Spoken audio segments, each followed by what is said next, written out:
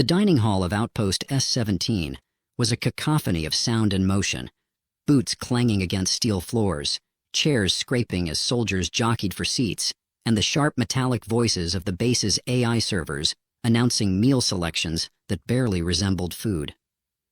Corporal Anders slumped at a corner table with his squad, lazily stabbing at a plate of protein cubes and rehydrated greens. Across from him, Private Kim was deep into a heated discussion about how to cheat at galactic chess without tripping the training AI. Anders wasn't paying attention. His focus was elsewhere. Someone was staring at him. He didn't know how he knew. Call it soldier's instinct, maybe. But the feeling was undeniable. His skin prickled, a sensation that crawled up his spine like an itch he couldn't reach. He dropped his fork with a clang and looked up. She was standing on the far side of the hall, near the entrance, her silver-toned skin catching the harsh overhead lights. Her posture was rigid, hands clasped behind her back, as though she were a statue carved from the stars themselves. Her eyes, deep and shimmering with a blend of colors that seemed impossible, violet, gold, and shades of shifting blue, were locked on him. Anders blinked. Twice. Hey, Kim," he muttered, not breaking eye contact. "You see that?" Kim looked up from his cube of gelatinized mystery dessert. "See what?" "That Vaynari over there," Anders said, nodding toward her. "She's staring at me like I owe her credits or something." Kim squinted, finally spotting the alien woman. "Oh, her. Yeah, she's been standing there for a while. I thought maybe you two knew each other." "Not a chance," Anders said. He leaned back in his chair, forcing himself to sound casual. "Pretty sure I'd remember a face like that. Not a lot of Vaynari hanging around here, let alone ones that look like they walked out of a cosmic fashion show." Kim snorted. "Maybe she's into the scruffy human look. You've got that whole forgot to shave this morning vibe going for you." "Thanks, Kim. Real helpful." But the woman didn't move. She didn't flinch, didn't blink, didn't even glance away. Her gaze was unyielding, as though she were studying him, dissecting him with her mind.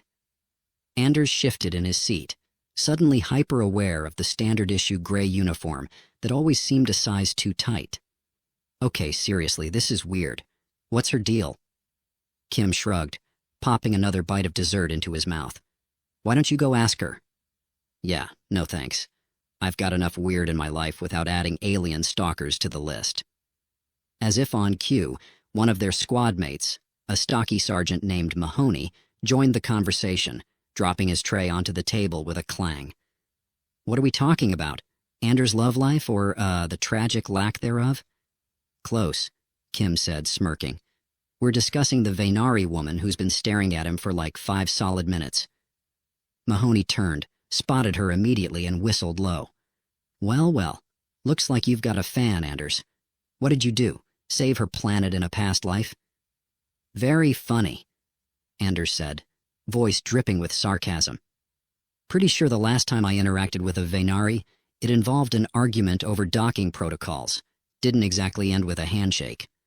Mahoney grinned. "Maybe she's here to settle the score." Anders groaned, rubbing the back of his neck. "You guys are the worst." The Vaynari finally moved. With the fluid grace of her kind, she turned sharply on her heel and strode out of the dining hall. "Well, there goes your chance," Kim said, mock disappointment in his voice. "You could have at least said hi."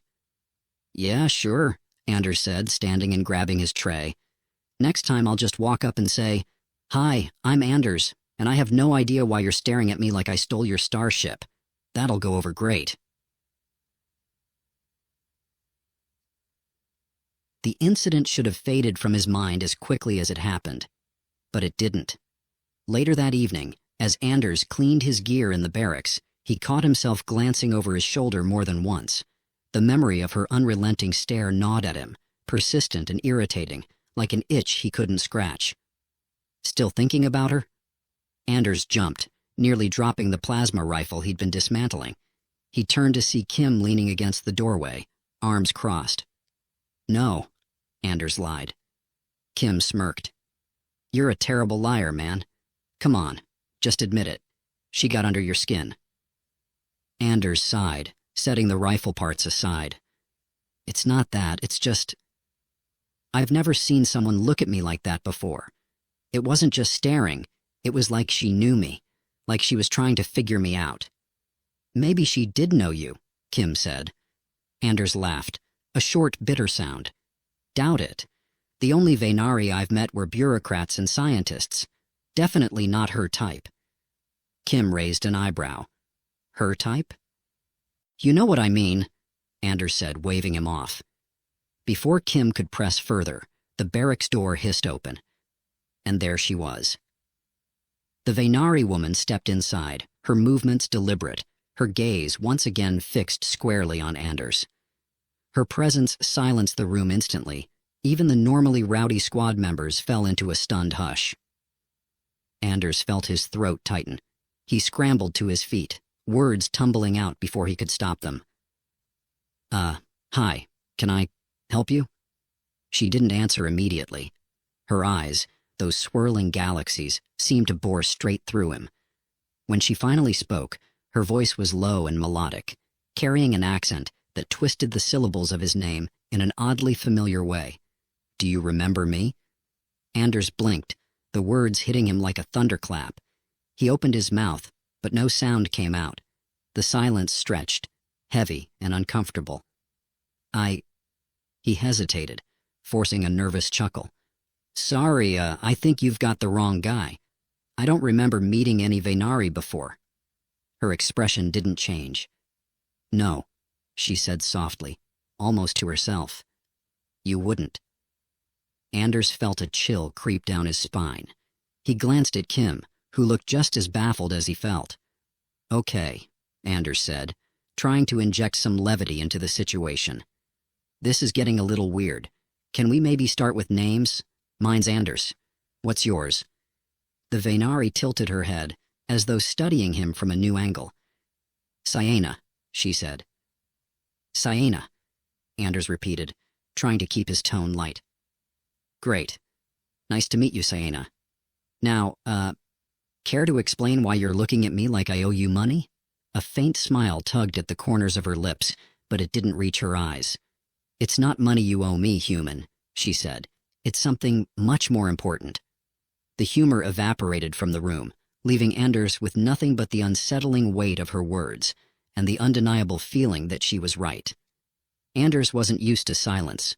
Not here. Not in the barracks where noise was the natural state of things. Soldiers joked, laughed, cursed, argued, sometimes all at once.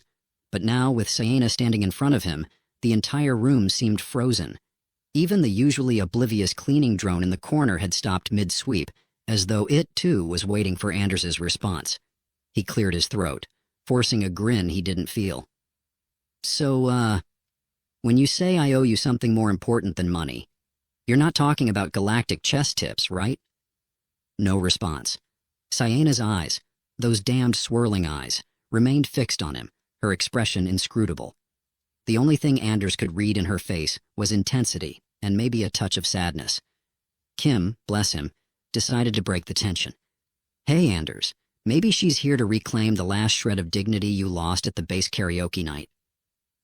Laughter rippled through the barracks, and Anders seized the moment to exhale. Good one, Kim.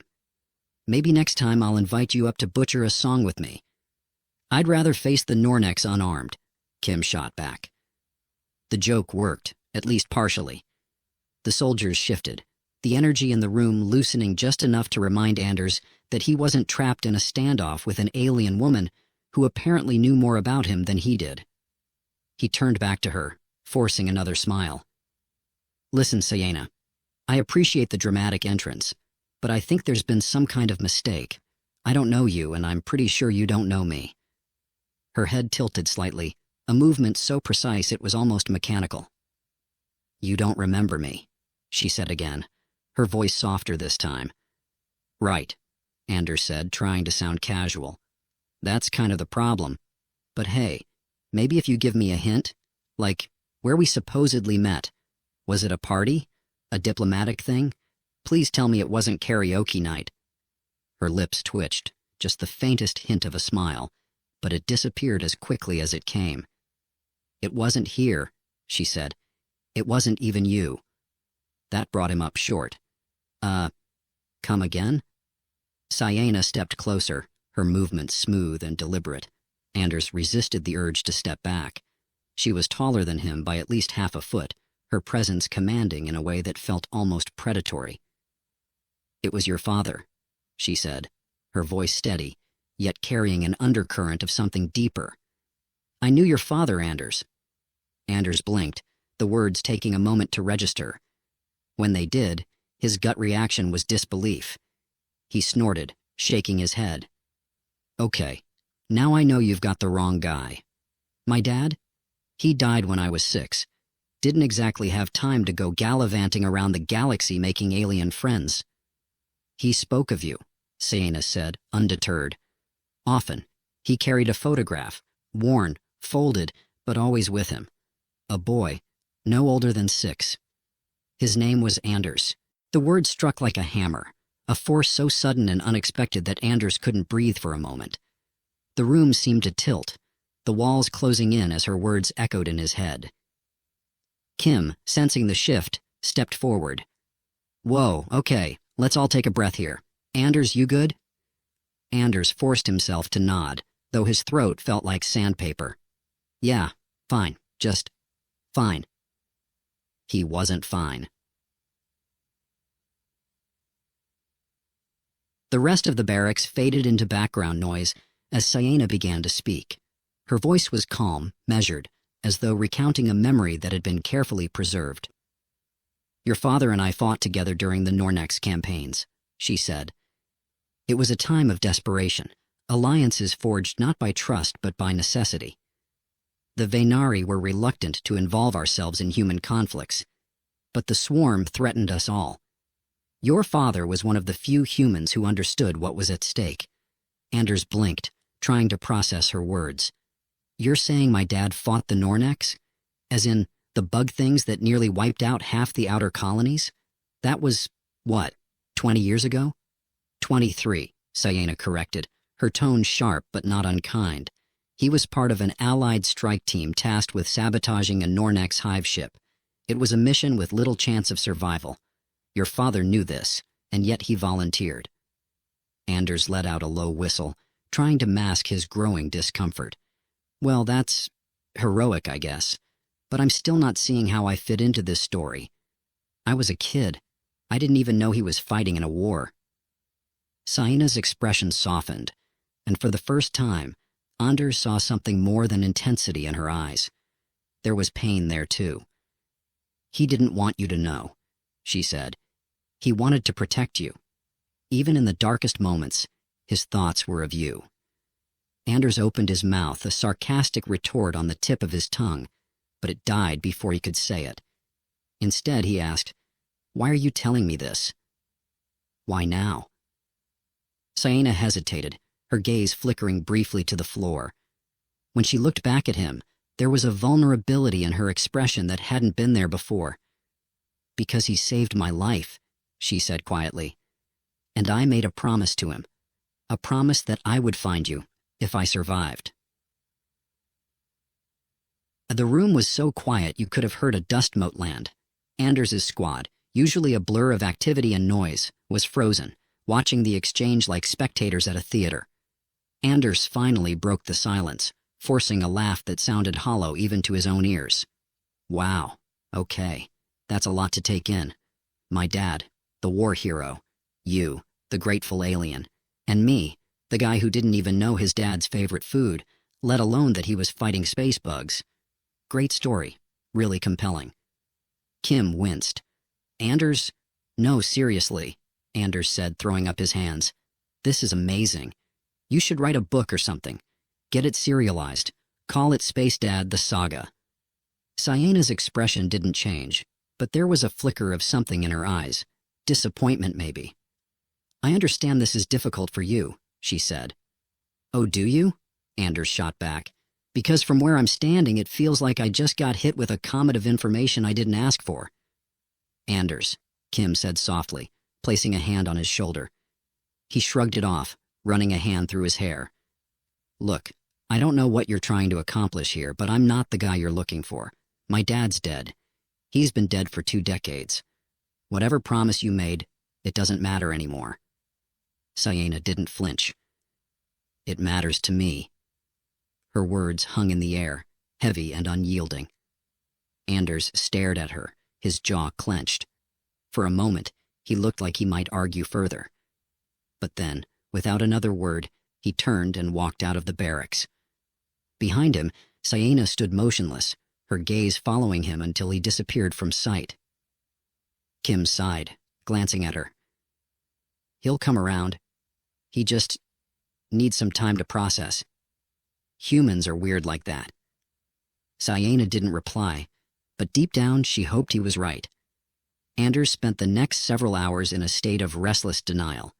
He told himself he wasn't avoiding Sienna, that he just happened to be inspecting equipment in the armory, triple-checking inventory logs, and recalibrating his HUD interface all in one evening. Sure, maybe he worked a little longer than usual. Maybe he even lingered in the maintenance bay after his tasks were done, staring blankly at a holomap of the sector, while the AI occasionally chirped at him to rest to maintain optimal performance. But avoiding her? That wasn't his style. Absolutely not. Still, the memory of her words refused to leave him alone. She claimed to have known his father. She claimed his dad was some kind of war hero, a man who'd fought alongside aliens in a desperate battle to save the galaxy. It sounded more like a pulp novel plot than a piece of his family history. Anders let out a groan and slumped against the wall, his forehead resting on the cool, brushed metal. Why does this stuff always happen to me? He muttered. Statistically speaking, said a disembodied voice, it is not always happening to you. Anders nearly jumped out of his skin. He spun around to see a cleaning drone hovering in the doorway, its spherical body polished to an irritating shine. The drone's single photoreceptor glowed a soft green. Thanks, Rex, Anders said dryly. Just what I needed. Life advice from a glorified vacuum cleaner.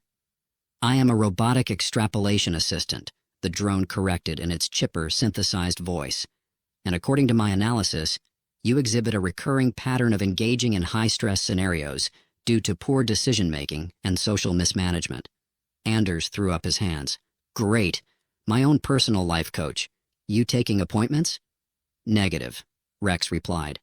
However, I suggest addressing your stress directly. Avoidance is correlated with suboptimal outcomes.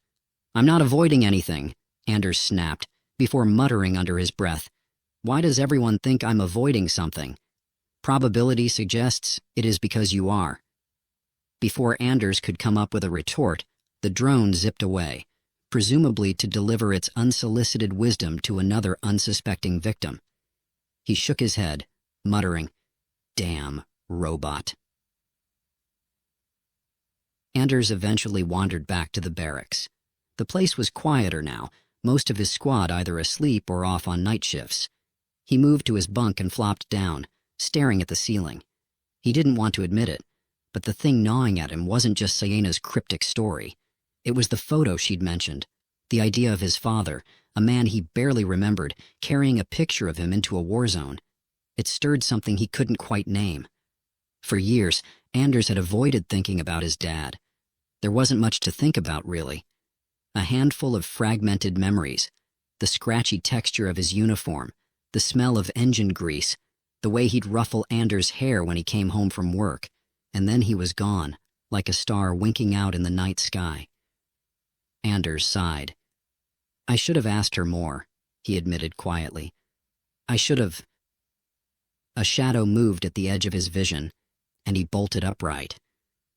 Sienna stood at the foot of his bunk, silent as a specter. Her luminous eyes caught the faint light from the barracks' overhead panels, giving them an almost ethereal glow. Stars above, Anders yelped, clutching his chest. Can you not sneak up on people like that?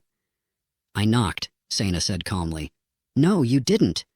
Her head tilted slightly. I did. Twice. Anders groaned, running a hand down his face. Fine, whatever. What do you want? I want to talk, she said, her tone steady. Well, it's late, and I was just about to. You were not about to sleep, Sienna interrupted. Your heart rate suggests agitation, not restfulness. Anders blinked. You're tracking my heart rate now? Great. That's not creepy at all. Ignoring his sarcasm, Sienna stepped closer. You have questions, she said, and I have answers, if you are willing to listen. Anders opened his mouth to argue but stopped himself. She wasn't wrong. Fine, he said, swinging his legs over the edge of the bunk. But if this turns into some kind of alien therapy session, I'm out. Sienna inclined her head, the faintest hint of amusement crossing her features. They moved to a quieter corner of the barracks, away from prying ears.